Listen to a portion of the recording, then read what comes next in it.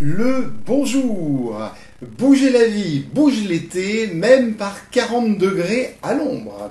Alors, je suis Manuel Sperling, chercheur en harmonie de la conscience depuis 35 ans, créateur du site bougerlavie.com, de la méthode M2P champ informationnel et de la méthode Naturo-Quantique.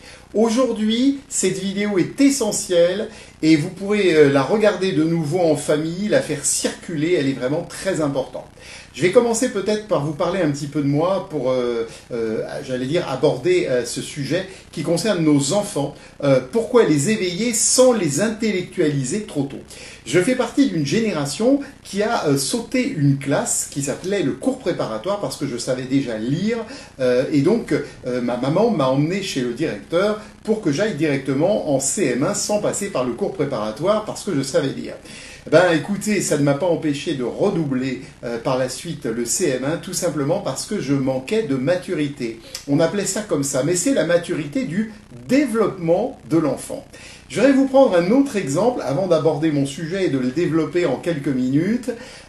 Jadis, dans les années qui nous ont précédés, là en tout cas, on a vraiment mis en avant toutes les études en avant. On a fait faire des études à des enfants qui n'étaient vraiment pas faits pour ça et qui auraient mieux fait d'ailleurs de faire un métier manuel. Et je vous signale que si vous êtes plombier, vous gagnerez très très bien votre vie. On a besoin de métiers manuels, on a besoin de retrouver tout ça, ce qu'on appelait autrefois d'ailleurs les petits métiers qui sont pourtant des grands métiers. Et j'espère qu'on va aller vers ça. Donc en fait, quand on regarde, on a trop intellectualisé notre société et je vais vous expliquer dans un instant pourquoi c'est préjudiciable.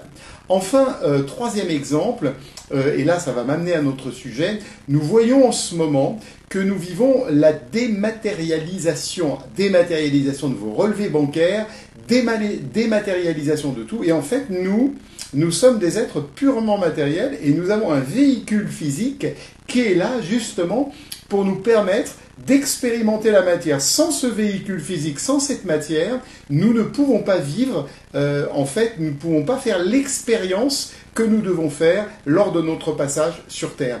Donc en fait, on s'aperçoit en réalité que l'homme qui devrait être matière est de plus en plus dématérialisé à cause de tout ce qui se passe autour de nous. Les ondes électromagnétiques néfastes tendent à nous dématérialiser. La malbouffe tend à nous dématérialiser tout simplement, pas parce que c'est de la malbouffe, c'est parce que les sols manquent de minéraux et en réalité la minéralisation est très importante pour notre ADN. Donc en fait, on se coupe de plus en plus de notre matérialité. Et là maintenant, j'aborde, vous allez comprendre pourquoi j'ai fait ces préambules pour les enfants. En fait, voilà, Rudolf Steiner avait découvert au début du XXe siècle, en fait, que l'enfant devait passer par 3 stades qui sont essentiels. Je vais vous les donner et puis après je vais développer pendant quelques minutes pour que vous puissiez comprendre en quelques instants et comprendre mon préambule aussi. Le premier stade, c'est la marche. La marche, elle est acquise à peu près la première année de la naissance de l'enfant.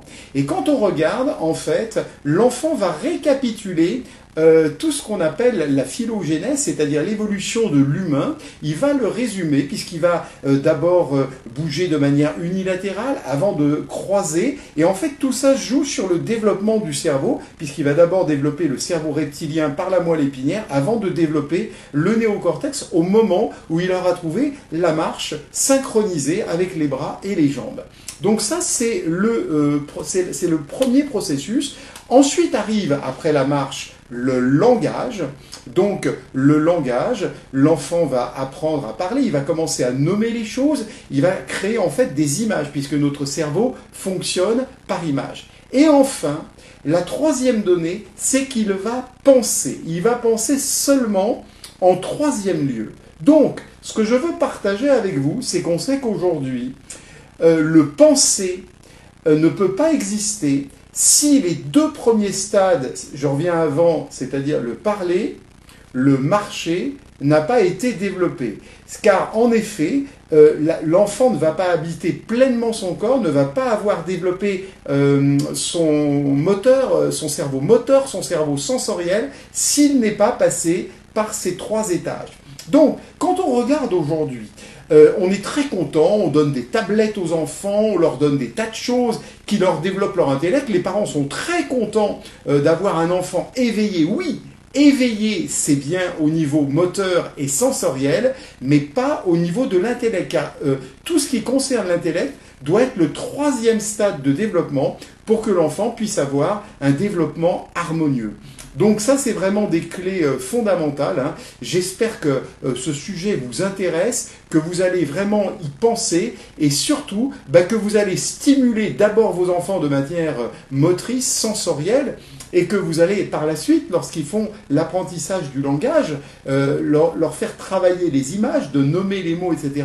Mais surtout, de ne pas développer leur intellect trop tôt, sous peine après d'avoir des aspects humains qui ne seront pas suffisamment développés, puisque tout ça suit pleinement le développement de notre cerveau.